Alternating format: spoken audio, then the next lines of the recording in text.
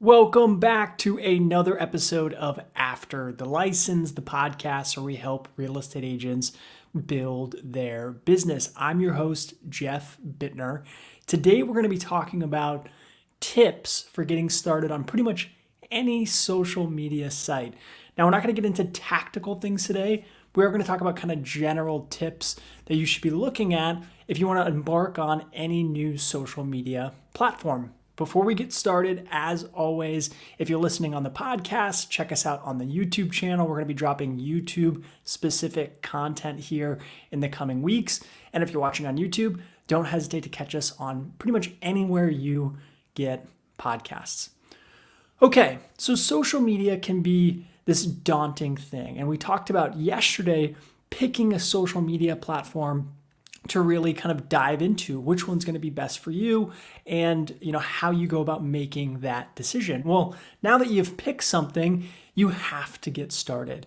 And so these are the tips that I give people who are trying to get started on any social media platform, whether it's Facebook, Twitter, Instagram, YouTube, TikTok, or whatever else the new thing is whenever you're watching this video. So a couple tricks, right? First off, dive into the platform, right? Too often we try and get started on something and we don't really 100% understand it. So spend some time each day on the actual platform itself. Scroll around, click on things, create a dummy account if you want, post things.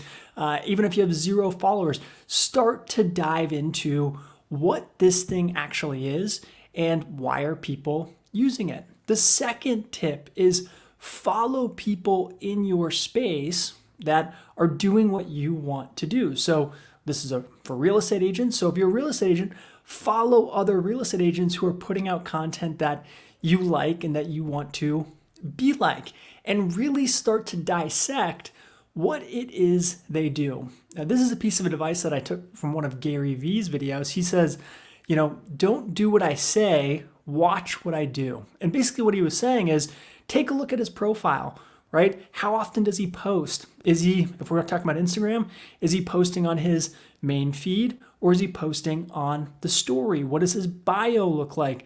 What does that link look like?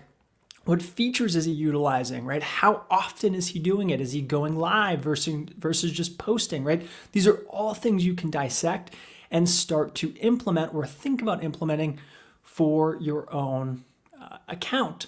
Finally, the last tip is once you've done some research, you start to understand the platform, just start posting. Just start posting and do it consistently. Whether consistency for you means every week or every day, figure that out and just start doing it. Now, with most social media platforms, the more you do it, the better you're going to get and the better response you're going to get, but just do it consistently, right? It doesn't make sense to post every single day for a week and then not go on it again for a month. So take some time, block it out, and really commit to going all in on this social media platform. That is really the biggest hurdle most people have, is just getting started. And one thing that I find really kind of helpful for me, especially when I'm starting something new, is you're not going to have too many eyeballs in the beginning. And too often people think of that as failure, when in actuality, it's a huge chance for you to work on doing it consistently and work on getting better at it. So post consistently, the following will come, but just do it consistently, learn, get better every single day.